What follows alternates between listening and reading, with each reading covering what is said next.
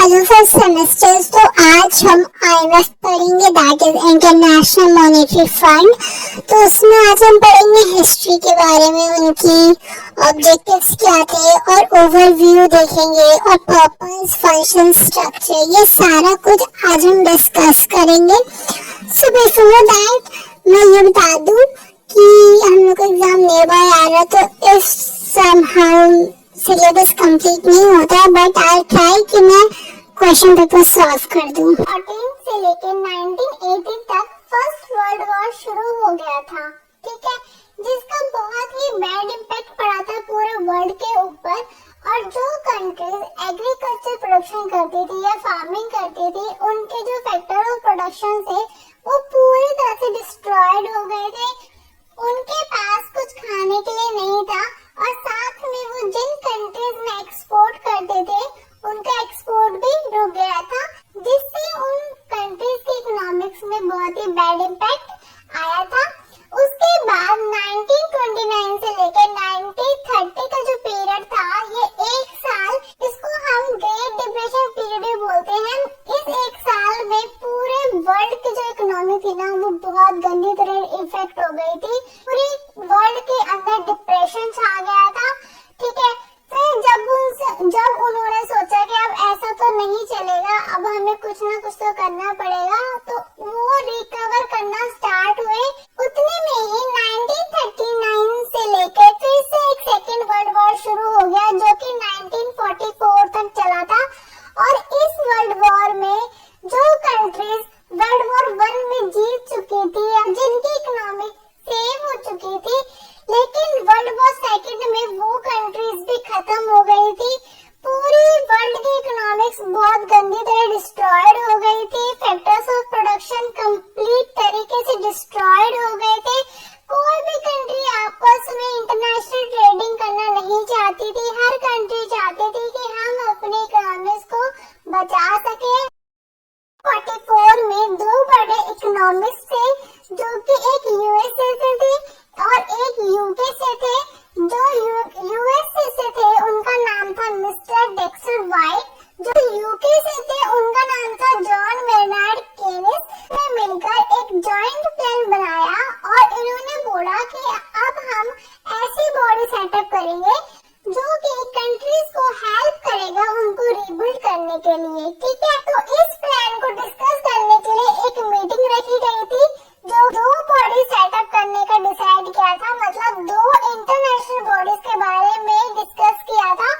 उन्होंने बोला था कि हम दो बॉडीज को सेटअप करेंगे, जिसका नाम पहला था कि आईएमएफ, जिसको हम इंटरनेशनल मॉनेटरी फंड भी बोलते हैं, एंड दूसरी थी आईबीआरडी, जिसको हम international bank for reconstruction and development बोलते हैं। इन दोनों बॉडीज को बनाया गया था 1944 में इस ब्रेटन वुड कॉन्फ्रेंस के अंदर, इसलिए इनको हम ब्रेटन वुड ट्विंस भी बोलते हैं। इन बॉडीज का जो प्लान डिस्कस किया गया था वो 1944 की कॉन्फ्रेंस में किया गया था, बट एक्चुअली में जो ये एग्जिस्टेंस के अंदर आई थी वो आई थी 27 दिसंबर 1945 में। IMF is an organization of 190 countries. IMF जो एक इंस्टीट्यूशन है, उसकी 190 कंट्रीज उसकी मेंबर्स हैं। IMF 2020 से पहले ना IMF की जो कंट्रीज मेंबर थे वो थे 189, बट 2020 में एक नई कंट्री ने IMF में पार्टिसिपेट किया और अब जो टोटल कंट्रीज नंबर है वो है 190। फॉर्मेशन कब हुआ IMF का? 27 दिसंबर 1945 में। किस टाइप का इंस्टीट्यूशन है ये? इंटरनेशनल फाइनेंशियल इंस्टीट्यूशन है। पर्पस क्या है, किस पर्पस से इसको बनाया गया था? प्रमोट इंटरनेशनल मॉनेटरी कोऑपरेशन, ताकि पूरे वर्ल्ड में आपस में कंट्री एक दूसरे के साथ ट्रेड करना शुरू कर दे, और उनके लिए ये फंडिंग प्रोवाइड करवाता था। Facilitate international trade, resources available to country for correcting BOP, जिन कंट्रीज का बैलेंस ऑफ पेमेंट डेफिसिट में चला गया था या फिर जिन कंट्रीज का बैलेंस ऑफ पेमेंट फेवरेबल, ज्यादा फेवरेबल हो गया, तो उसको दोबारा से पोजीशन पे लाने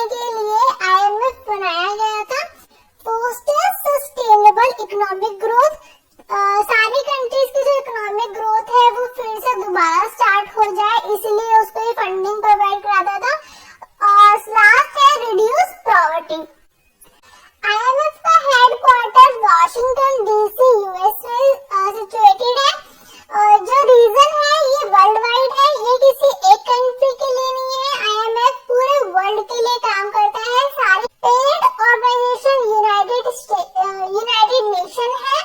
स्टाफ मेंबर टोटल इसके 2400। पहला है to promote international monetary corporation. IMF इसलिए क्रिएट किया गया था ताकि पूरे वर्ल्ड के अंदर इंटरनेशनल मॉनेटरी कॉर्पोरेशन हो सके, कंट्री आपस में डील्स कर सके, वो ट्रेडिंग स्टार्ट कर सके। जिस कंट्री के पास फंड नहीं है उस कंट्री को IMF फंड प्रोवाइड कराता था ट्रेडिंग करने के लिए। सेकेंड ऑब्जेक्टिव है to facilitate the expansion of international trade. Same thing, IMF fund provide कराता था ताकि जो इंटरनेशनल ट्रेड है वो ज्यादा से ज्यादा रीस्टार्ट हो सके, ज्यादा से ज्यादा कंट्री आपस में इंटरनेशनल ट्रेड करे। थर्ड ऑब्जेक्टिव था to ensure stability to foreign exchange rate.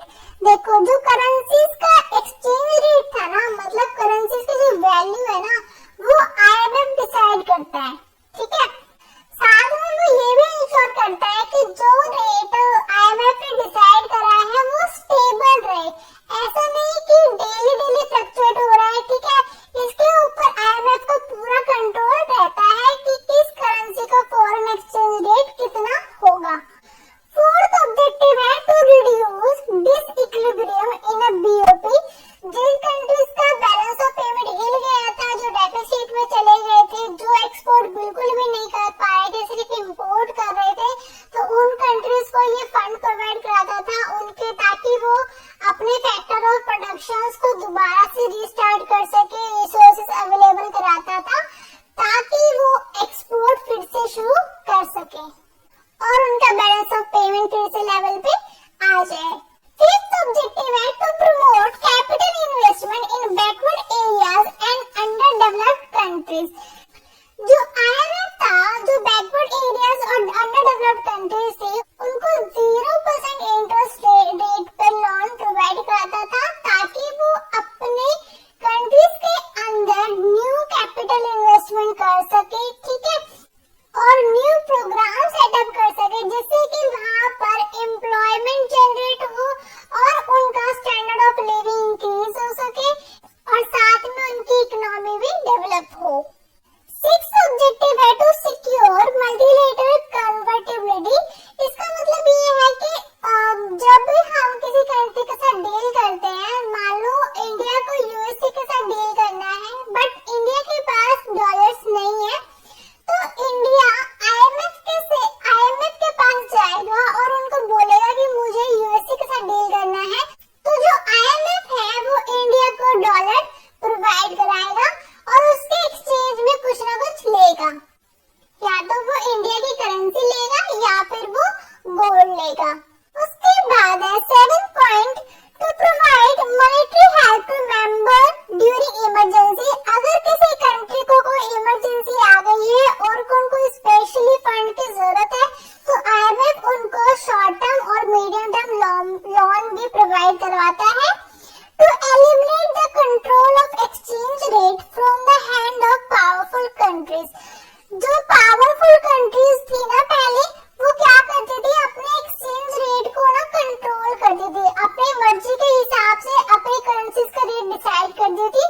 तो जब से IMF सेटअप हुआ था, उसने ये कंट्रोल बिल्कुल खत्म कर दिया था, क्योंकि IMF ने बोला था कि जो IMF है वही डिसाइड करेगा हर करेंसीज की वैल्यू को। कोई भी कंट्री अपने आप अपनी करेंसी की वैल्यू को डिसाइड नहीं कर सकती। तो वो सारे तो हो गए थे हमारे ऑब्जेक्टिव की। फंक्शंस हैं वो हमने 3 कैटेगरी में डिवाइड करे हैं। पहले होते हैं regulatory functions, then financial function, then consultative functions, ठीक है। रेगुलेटरी फंक्शंस वो होते हैं जो, जैसे कि कोई भी जो बॉडी होती है वो किसी भी चीज को रेगुलेट करती है ना, जैसे इसी तरीके से जो IMF है, जितने भी इंटरनेशनल फाइनेंशियल ट्रांजैक्शंस वगैरह होती है ना, उनको IMF रेगुलेट करती है। फाइनेंशियल फंक्शंस जो कि IMF मॉनेटरी टर्म्स में डील करता है। कहते हैं कंसल्टेटिव फंक्शंस, जो IMF है वो डिफरेंट कंट्रीज को कंसल्ट